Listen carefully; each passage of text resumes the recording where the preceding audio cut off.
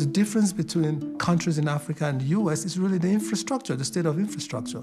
It's not as if New York is in Technicolor and we are in black and white. So I said, why can't we have the same infrastructure?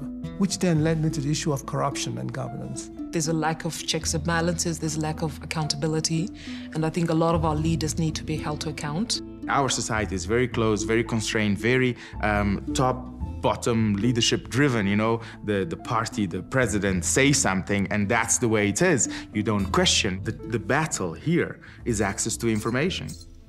The way change is going to happen is that people are going to make this happen. It's not projects, it's not great NGOs, it's not great leaders, it's people themselves. How do you change people from being observers to participants? What are the tools that would enable Africans to participate in the governance process? One of the problems was with teachers. Teachers who are not getting paid on time. The bureaucracy was taking ages. They were demotivated. So what we did was we did a study like everybody does. But the important thing was we put that study out in the public domain. So everybody knew. And then we created ways in which teachers could speak out through FM radio stations, send in messages, send in SMS. When the Minister of Education woke up in the morning, he realized he could no longer ignore this problem. The incentives were realigned now. Now he knew that it was in his own interest to solve this problem. And within weeks, they figured out a solution. And it turned out beautifully that in the places where we took the newspaper, the majority of people had never had a newspaper in their hands. They went to vote more. They became active players in what they want.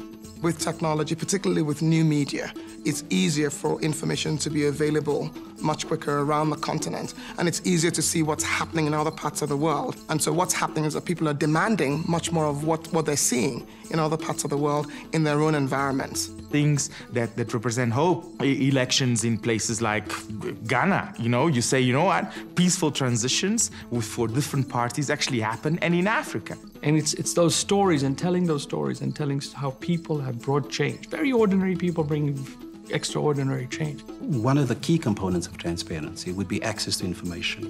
But it also says that citizens themselves are holders of information. The number of people who have phones in their hands now on the continent has gone from, I think the number is 16 million in 2000, 10 years ago, and the last statistic I had, it went to 376 million. They're empowered through this technology, they have a voice, and they're liberated, and they're able to communicate. Finally, now the governments are saying, oops, we better get our act together, because there's thousands, tens of thousands of people out there who are much more aware than they used to be. They know stuff, they're communicating, they're sharing ideas.